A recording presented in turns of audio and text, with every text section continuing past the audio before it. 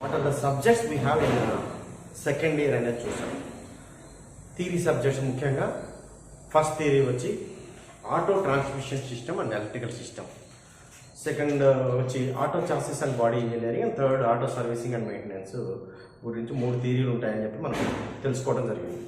ఇప్పుడు ఈరోజు మన క్లాస్లో అసలు ఆటో ట్రాన్స్మిషన్ అంటే ఏంటి, ఎలక్ట్రికల్ సిస్టమ్ అంటే ఏంటో చూద్దాం. First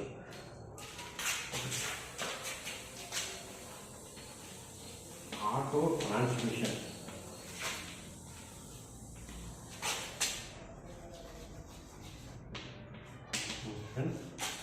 and electrical system.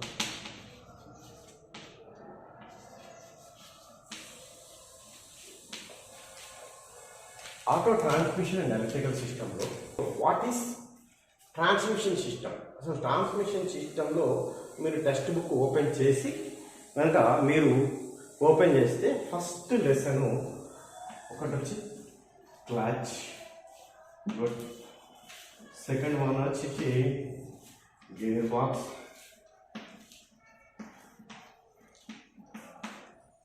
Third one వచ్చి universal joint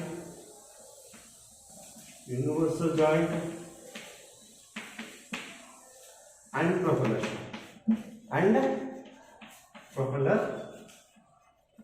shaft. Fourth one వచ్చి differential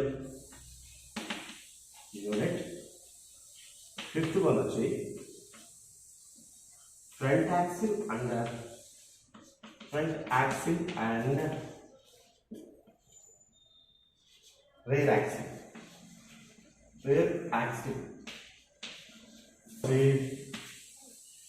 Wheels and tires.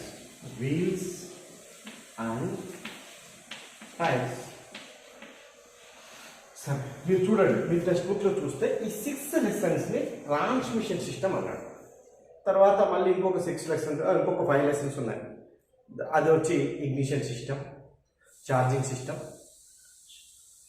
Starting motor, lights, horn and wiper, battery. ఈ 5టినేమో ఎలక్ట్రికల్ సిస్టమ్ అన్నాడు. తర్వాత మనకి అంటే లాస్ట్ 2 ఇయర్స్ నుంచి బేసిక్ ఎలక్ట్రానిక్స్ కూడా ఇంట్రొడ్యూస్ చేయాలి. బేసిక్ ఎలక్ట్రానిక్స్ కూడా ఈ ట్రాన్స్మిషన్ సిస్టమ్ అంటే బేసిక్ ఎలక్ట్రానిక్ సిస్టమ్స్, ఇప్పుడు ఎలక్ట్రానిక్ కాంపోనెంట్స్ ఎలాగ మన ఆటోమొబైల్లో ఉపయోగపడుతున్నాయని చెప్పడం కోసం ఏమేమి అంటే ఎలక్ట్రికల్ కంటే చాలా ఖచ్చితంగా పనిచేసేది ఎలక్ట్రానిక్ డివైసెస్. కావున ఆ ఎలక్ట్రానిక్ డివైసెస్ గురించి మనకి లాస్ట్ 2 ఇయర్స్ నుంచి బేసిక్ ఎలక్ట్రానిక్ సిస్టమ్ కూడా మీకు 12th లెసన్లో ఇంట్రడ్యూస్ చేయడం జరిగింది. సరే ఏంటి సార్ ఇది? Clutch, gear box, universal joint and propeller shaft, differential unit, front axle and rare axle, wheels and tyres. దీన్ని ఎందుకు ట్రాన్స్మిషన్ సిస్టమ్ అని అన్నారు అని మీరు నన్ను అడగవచ్చు. సార్ దీన్ని ఎందుకు ట్రాన్స్మిషన్ సిస్టమ్ అంటే, చూడండి, నేను లాస్ట్ క్లాస్లో చెప్పేటప్పుడు ట్రాన్స్మిషన్ సిస్టమ్ అంటే ఏంటి అంటే సింపుల్గా చెప్పాను. బదిలీ అంటే ఇంజన్లో తయారైన శక్తి ఎక్కడి నుంచి ఎక్కడికి బదిలీ అవ్వాలి అంటే, ఆ ఇంజన్లో తయారైన శక్తి ఫస్ట్ మనకి వాహనం యొక్క వెనక చక్రాలు కదలగలిగేంత వరకు ఇది ట్రాన్స్ఫర్ అవ్వాలి. ఈ ట్రాన్స్ఫర్ అయ్యే ఈ మొత్తం సిస్టాన్ని ట్రాన్స్మిషన్ సిస్టమ్ అన్నారు. ఈ ట్రాన్స్ఫర్ అయ్యే మొత్తం సిస్టాన్ని ట్రాన్స్మిషన్ సిస్టమ్ అంటారు. చూడండి చక్కగా, అసలు మనకి చాలా క్లారిటీ ఉంటుంది. అసలు ఫస్ట్ ఎక్కడి నుంచి ఎక్కడికి బదిలీ అవుతుంది? ఇంజన్లో తయారైన పవర్ ఫస్ట్ అంటే ఆ తయారైన తర్వాత ఇంజన్లో తయారైన పవరు ఇంజన్ షాఫ్ట్లో తిరుగుతూ ఉంటుంది. అక్కడ తయారైన పవర్ ఇంజన్ షాఫ్ట్, మనం ఇంజన్ ఆన్ చేయగానే ఇంజన్లో తయారైన పవరు దానికి మనకు తెలుసు బేసిక్ ఆపరేషన్స్ ఉపయోగించుకొని ఇంజన్లో పవర్ ప్రొడ్యూస్ చేసి ఆ పవర్ అక్కడ తిరుగుతూ ఉంటుంది.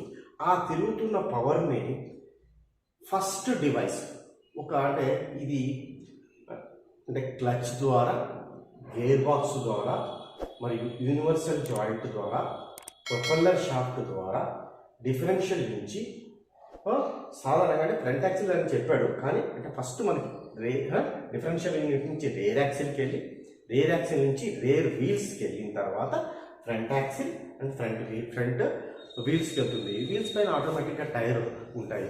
ఇవన్నిటికంటే ఈ విధంగా ట్రాన్స్ఫర్ అవుతుంది. అంటే ఎక్కడి నుంచి అంటే క్లచ్ నుంచి వీల్స్కి, చూడండి క్లచ్ టు వీల్స్కి ట్రాన్స్ఫర్ అవుతుంది. కాబట్టి ఈ సిస్టమ్ని ఏమన్నారంటే ట్రాన్స్మిషన్ సిస్టమ్ అన్నారు. ఈ సిస్టమ్ని ట్రాన్స్మిషన్ సిస్టమ్ అని అన్నారు.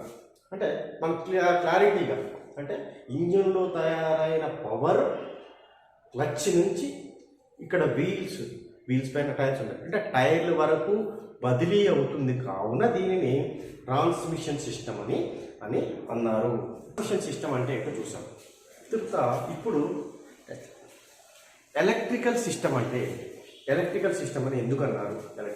మంచిది, ఆల్రెడీ నేను చెప్పాను. ఇప్పుడు పవర్ మనకి ఇంజన్లో second stroke, at the end of the second stroke ఏమవుతుందంటే ఈ ఎయిర్ ఫ్యూయల్ మిక్సరు కంప్రెస్ అయిన తర్వాత, బాగా కంప్రెస్ అయిన తర్వాత చిన్న నిప్పురవ్వ లాంటిది రావాలి. అది మరి సార్ నిప్పురవ్వ ఎవరిస్తారు? ఇది వెహికల్స్లో వంట వేస్తాం మనం, నీళ్ళేం కావాలి కదా అంటే అది ఎలక్ట్రికల్ సిస్టమ్ ద్వారా కానీ, మ్యాగ్నెటోయిడ్ సిస్టమ్ ద్వారా కానీ, లేకపోతే ఎలక్ట్రానిక్, ఇప్పుడు లేటెస్ట్గా ఎలక్ట్రానిక్ మిషన్ సిస్టమ్ ద్వారా చిన్న స్పార్క్ అనేది ఇవ్వడం జరుగుతుంది. ఆ స్పార్క్ వల్ల ఈ ఎయిర్ ఫ్యూయల్ మిక్సర్ అనేది బర్న్ అయ్యి మనకి ఇది అవుతుంది. కాబట్టి అంటే ఆ కరెంటు ద్వారా వస్తుంది. కాబట్టి ఎలక్ట్రికల్ సిస్టంలో ఫస్ట్ మనం ఏంటంటే ఫస్ట్ది ఏంటంటే 6th లెసన్, మనం 7th లెసన్ ఏం చదువుకుంటామంటే ignition system. Ignition system next. సరే సార్ బాగానే ఉంది. ఇగ్నిషన్ సిస్టమ్కి బ్యాటరీ నుంచి కరెంటు ఉత్పత్తి అవుతుంది. బ్యాటరీ ఇంకా అనేక భాగాలకి సార్ బ్యాటరీ ఇంకా కరెంటు లైట్స్కి ఇవ్వాలి, హారన్కి ఇవ్వాలి, వైపర్కి ఇవ్వాలి, వీటన్నిటికీ మరి కరెంట్ ఇస్తే బ్యాటరీ ఎంతకాలం వస్తుంది? బ్యాటరీ కొంతకాలానికి మనకి డిశ్చార్జ్ అయిపోతుంది. అది రన్నింగ్లో ఎప్పుడో డిశ్చార్జ్ అయిపోయింది అనుకోండి,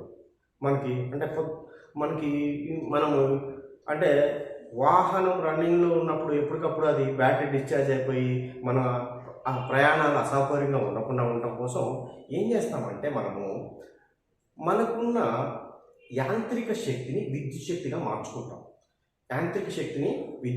మార్చుకుంటాం. అంటే mechanical energy is converted into electrical ఎనర్జీగా కన్వర్ట్ చేయడం కోసం ఛార్జింగ్ సిస్టమ్ అనేది మనం 8th లెసన్లో చదువుకుంటాం. ఈ ఛార్జింగ్ సిస్టమ్లో ఏం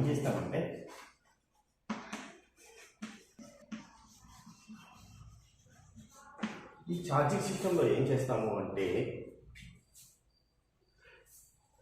ఈ మెకానికల్ ఎనర్జీని ఎలక్ట్రికల్ ఎనర్జీగా మార్చి ఆ వచ్చిన విద్యుత్తును బ్యాటరీని రీఛార్జ్ చేయడానికి ఉపయోగిస్తాం. సార్ బాగానే ఉంది. మీరు అడగచ్చు, సార్ బ్యాటరీ రీఛార్జ్ అవుతుంది, సరే వాహనం ఆగిపోతే ఏంటి సార్? వాహనం ఆగిపోతే మరి కరెంటు మళ్ళీ బ్యాటరీ నుంచి మళ్ళీ ఈ జనరేటర్కి వచ్చేసింది అనుకోండి సార్, మళ్ళీ దీన్ని మోటార్లా తిప్పింది అనుకోండి, మీకు దానివల్ల ఉపయోగం ఏంటి? ఉపయోగం నిజమే, మీరు అడిగిన ప్రశ్న చాలా మంచిది. అలా కాకుండా ఉండాలి అనటం కోసం దానికి ఒక కట్ ఆఫ్ అనే ఒక డివైస్ని పెడతాం.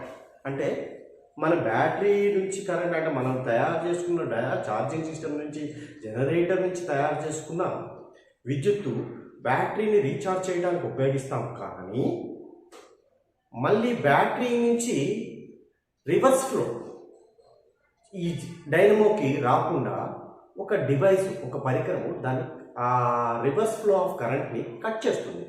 దాన్నే మనం కట్అవుట్ అంటాం.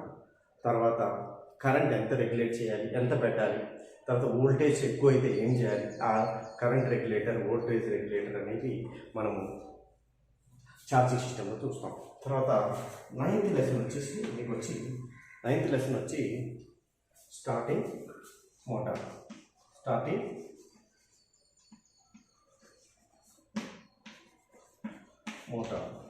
అంటే మనకు తెలుసు, ఇంజన్ స్టార్ట్ చేసేటప్పుడు we need high high current అంటే టార్క్ ఎక్కువ ట్రాన్స్మిట్ అంటే ఇంజిన్ స్టార్ట్ అయ్యేటప్పుడు టార్క్ ఎక్కువ కావాలి అనేది మనందరికీ తెలిసిన విషయమే, మనకు అందరికీ తెలిసింది. మరి ఈ హై కరెంట్ని మనం ఇచ్చేసుకోవాలంటే ఈ ఉన్న కరెంట్ని ఉపయోగించుకొని ఒక మ్యాగ్నెటిక్ స్విచ్ ద్వారా అంటే సాలినాయిడ్ స్విచ్ ద్వారా కరెంట్ని ఏ విధంగా మనము ఇది చేసుకో అంటే కరెంటు ద్వారా మనము ఏ విధంగా ఈ మన వాళ్ళ కరెంట్ని ఏ విధంగా వివిధ వాహనానికి కావాల్సినటువంటి కరెంట్ని ఏ విధంగా ఉపయోగించుకోవచ్చు, మోటార్ లాగా ఎలా తిప్పడానికి ఉపయోగించుకోవచ్చు అనే విషయాన్ని స్టార్టింగ్ మోటార్లో చూస్తాము. ఈ తర్వాత అంటే మనకి అంటే ఫ్లై వీల్ని తిప్పడానికి, మన ఫ్లై వీల్ ఎంగేజ్ చేయడానికి అంటే బెండెక్స్ డ్రైవ్ ద్వారా ఇది ఫ్లై వీల్ ఎలా ఎంగేజ్ చేస్తుంది అనే విషయాన్ని కూడా మనం స్టార్టింగ్ మోటార్లో చూస్తాం. నెక్స్ట్ తర్వాత మనకు వాహనానికి కావాల్సింది ఏంటంటే ఖచ్చితంగా మనము ఎంత ఉన్నా సరే కాంతి లేకపోతే మనం వాహనం ఎంత పవర్ఫుల్ అయినా ఎంత శక్తివంతమైనా విద్యుత్ మనకి వెలుగు లేదనుకోండి, చీకట్లో మనం ప్రయాణం చేయలేము. కాబట్టి అంటే మనకు కావాల్సిన లైట్స్, హారన్ అండ్ వైపర్ అంటే మనకు తెలుసు కదా, ఆల్రెడీ మనం ఫస్ట్ ఇయర్లోనే చదువుకుంటాం.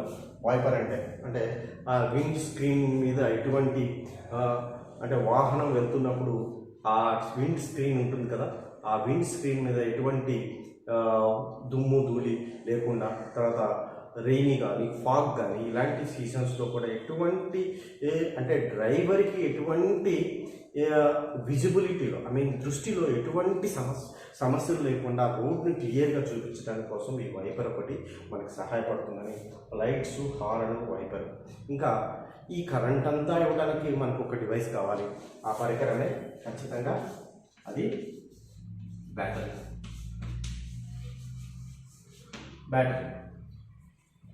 ఇదంతా ఎలక్ట్రికల్. చూడండి, ignition system, charging system, starting motor, lights, horn, wiper and battery వీటన్నిటిని ఎలక్ట్రికల్ సిస్టమ్ అన్నమాట.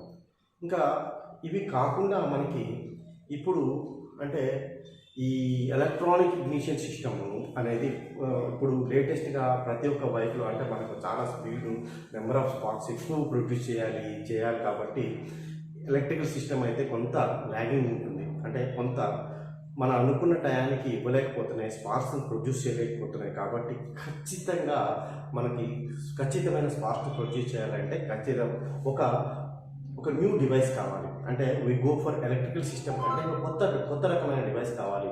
అది ఎలక్ట్రానిక్ డివైస్లు అయితే ఖచ్చితంగా పనిచేస్తున్నాయని చెప్పి మనం ఆ ఆలోచనతో డెఫినెట్గా we go for electronic systems. ఇప్పుడు ఎలక్ట్రానిక్ సిస్టమ్కి వెళ్తున్నాం కాబట్టి 12th లెవెల్ బేసిక్ ఎలక్ట్రానిక్ సిస్టమ్స్ని మనకి ఇంట్రడ్యూస్ చేయడం జరిగింది. బేసిక్ ఎలక్ట్రానిక్ సిస్టమ్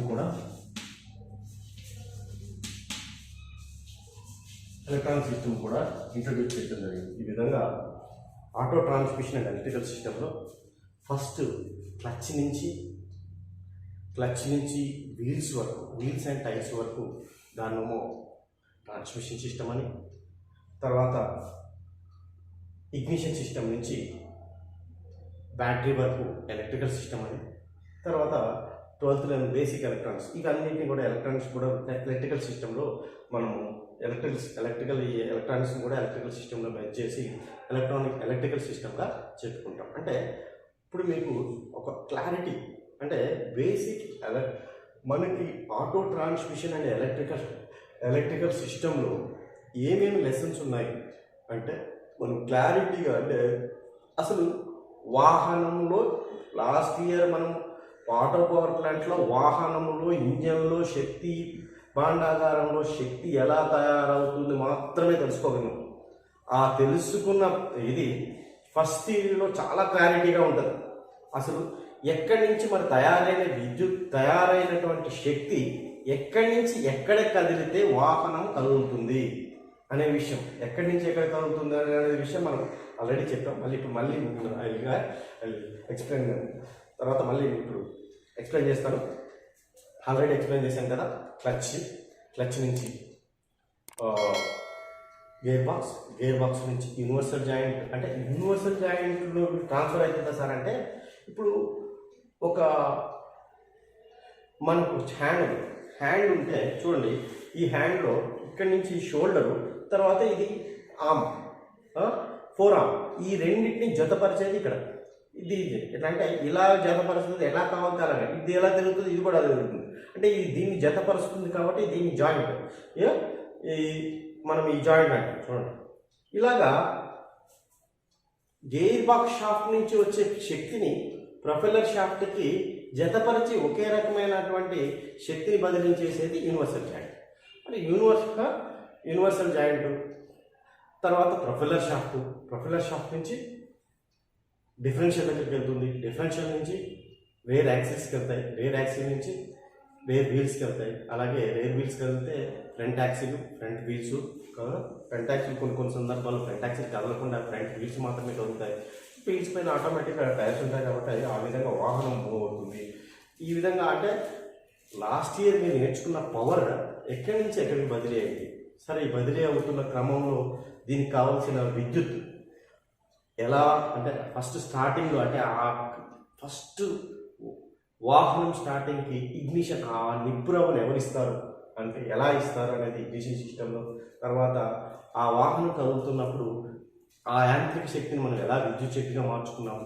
తర్వాత ఆ విద్యుత్ శక్తిని మళ్ళీ మోటార్గా మనం వివిధ రకాల బాగా ఫంక్షన్స్ పనిచేయడానికి మోటార్గా ఎలా వినియోగించుకుంటున్నాము.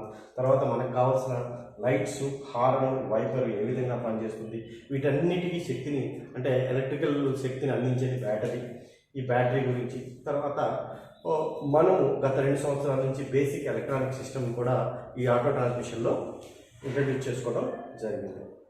ఈ డయాగ్రామ్ చూసిన తర్వాత డయాగ్రామ్లో మీకు ఎందుకంటే నేను ట్రాన్స్మిషన్ సిస్టమ్ దేన్ని అన్నారు, ఎందుకన్నారో చెప్పాను. మళ్ళీ నేను రిపీట్ చేస్తాను. ఇప్పుడు ఏంటంటే మనకున్న టెక్స్ట్ బుక్స్ మీరు ఒకరు ఓపెన్ చేస్తా. ఫస్ట్ లెసన్ ఏంటంటే క్లచ్, సెకండ్ లెసన్ ఏంటి గేర్ బాక్స్, థర్డ్ లెసన్ ఏంటి యూ జాయింట్ అని రాస్తున్నాను ఇక్కడ, universal joint and propeller shaft.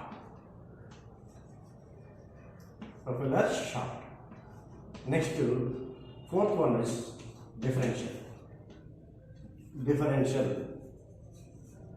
Fifth one is front axle and sir ఇది రేర్ యాక్సిల్ ఎందుకు అంటున్నారు సార్ అంటే ఎప్పుడు వీ హ్యావ్ కొంచెం ఎప్పుడు మనం బ్యాక్ చెప్పేటప్పుడు బ్యాక్ యాక్సిల్ అని అనకూడదు.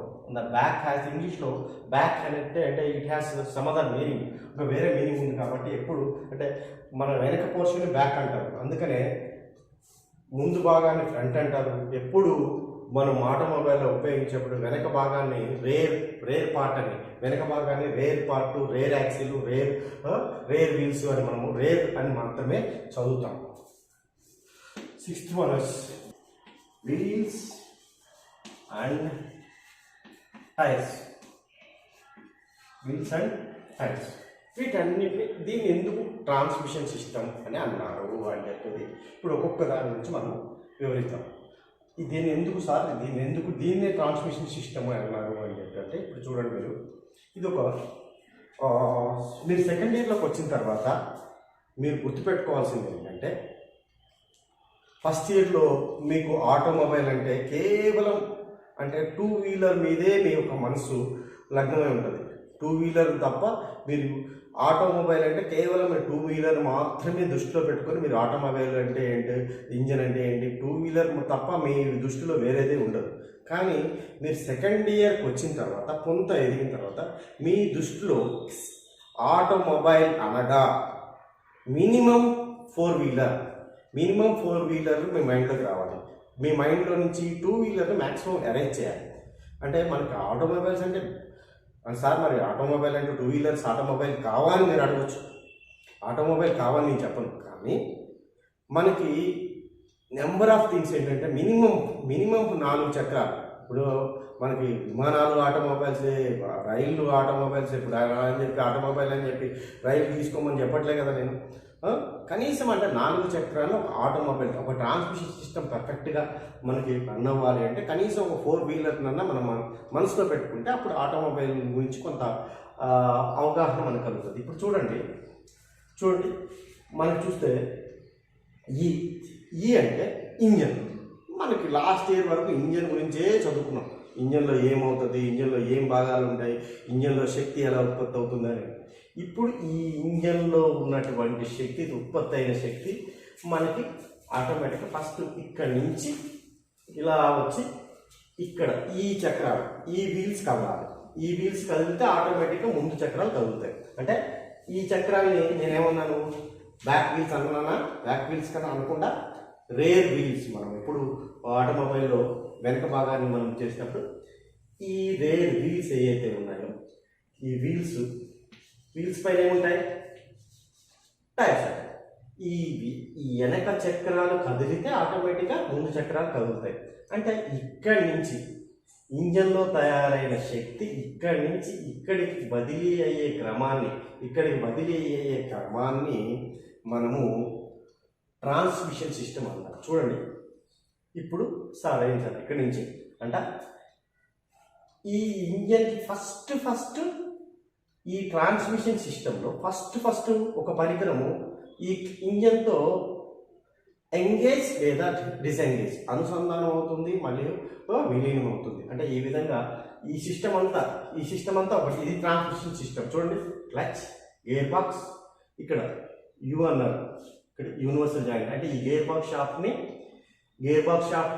నుంచి వచ్చే షాఫ్ట్ని ప్రొపెల్లర్ షాఫ్ట్ని కలుపుతుంది. U joint, U and P అంటే propeller shaft, PS means propeller shaft. ఇక్కడికి వచ్చి ఇది డి అన్నారు. D means differential unit. ఇదేమో రేర్ యాక్సిల్ వెనక భాగంలో ఉంది కాబట్టి రేర్ వీల్స్.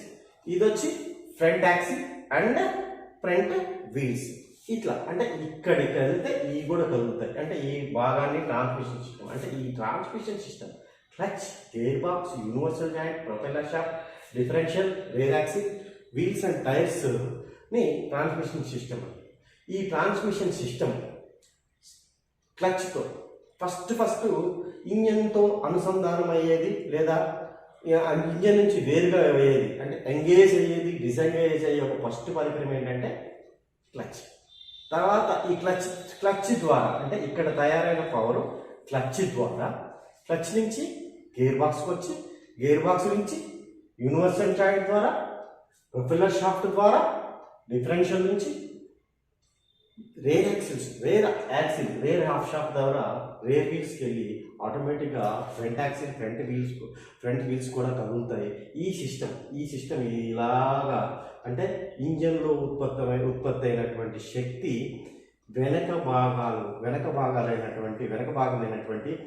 వెనక చక్రాలకు అందించబడి వాహనం కదలడానికి ఈ సిస్టమ్ ఉపయోగపడుతుంది. కాబట్టి దీన్ని ట్రాన్స్మిషన్ సిస్టమ్, బదిలీ సిస్టమ్, ఎక్కడి నుంచి ఎక్కడికి బదిలీ అవుతుందో మనకి క్లియర్గా ఉంది. ఈ విధంగా అందుకనే దీన్ని auto transmission and electrical system అని క్లియర్గా చెప్పడం జరిగింది. ఇప్పుడు మీకు ప్రతి ఒక్క అంటే ఇప్పుడు చాలా క్లారిటీగా ఉంది మీకు. ఏంటంటే మీరు ఆటో ట్రాన్స్మిషన్లో ఏమేమి ట్రాన్స్మిషన్ అంటే ఏంటి, ఎలక్ట్రికల్ సిస్టమ్ అంటే ఏంటి, ఎలక్ట్రానిక్ సిస్టమ్ అంటే ఏంటో క్లారిటీగా మీకు అర్థమవుతుంది. ఎప్పుడైతే మీరు auto transmission and electrical system మీరు అవగాహన చేసుకొని మీరు ఎప్పుడైతే చదవటం మొదలు పెడతారో ఆటోమేటిక్గా అంటే ఇదంతా ఈ భాగాలన్నీ ఎక్కడ అమర్చబడతాయి, తర్వాత దీనికి ఏ విధమైన డ్రైవింగ్ లైసెన్స్ తీసుకోవాలి, ఇలాంటి విషయాలు మనం చాసిస్లో అంటే సెకండ్ థింగ్. యాక్చువల్గా ఇక్కడ ఇవి కాకుండా మీకు ఈ సస్పెన్షన్ సిస్టమ్ అంటే ఇక్కడ కింద మీకు చూస్తామంటే బస్సు మీరు మామూలు మనం నిత్య జీవితంలో కట్టలు అంటాం, స్ప్రింగ్స్ కూడా ఉంటాయి. అంటే సస్పెన్షన్ సిస్టమ్ కూడా ట్రాన్స్మిషన్ సిస్టమ్ కింద వస్తుంది.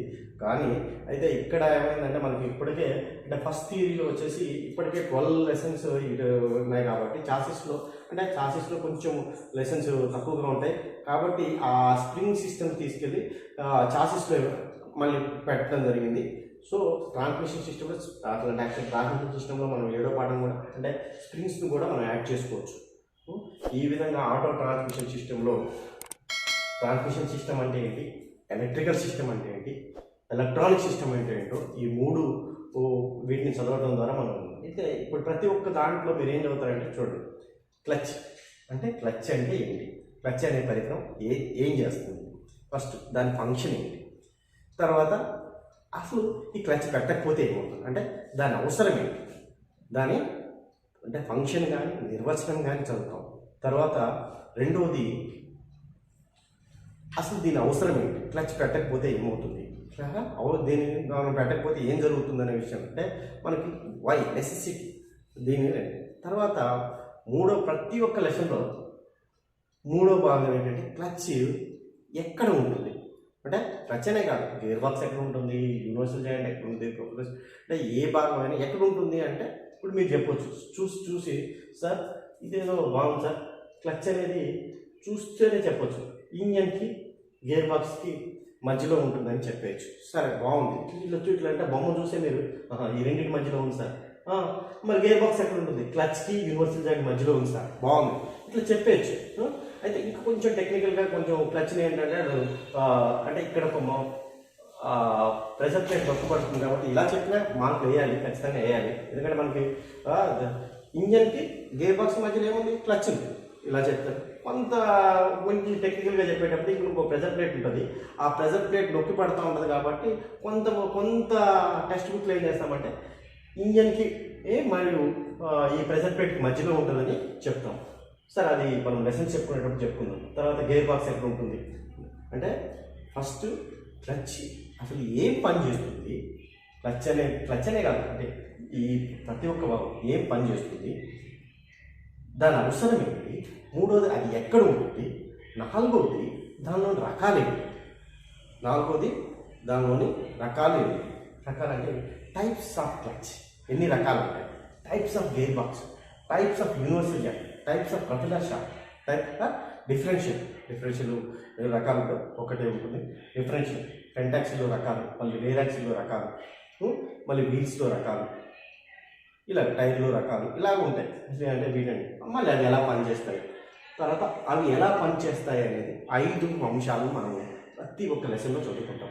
ఏంటంటే ఫస్ట్ థింగ్ ఏంటంటే ఫంక్షన్ ఆర్ డెఫినేషన్, రెండవది నెసెసిటీ, మూడవది లొకేషన్ అంటే లొకేషన్ మీన్స్ అది ఎక్కడ ఉంటుంది దాని location, fourth one is types and fifth one is construction working of the clutch అంటే దాని యొక్క నిర్మాణము మరియు పనిచేయడం, అంటే క్లచ్లో రకాలు ఎన్ని ఉన్నాయి, దాని నిర్మాణం ఎలా ఉంటుంది, వాటి ఎలా పనిచేస్తాయి అనే విషయాలు కూడా మనం ఈ విధంగా ఆటో ట్రాన్స్మిషన్ అండ్ ఎలక్ట్రికల్ సిస్టమ్ని మనము వివరించుకోవచ్చు.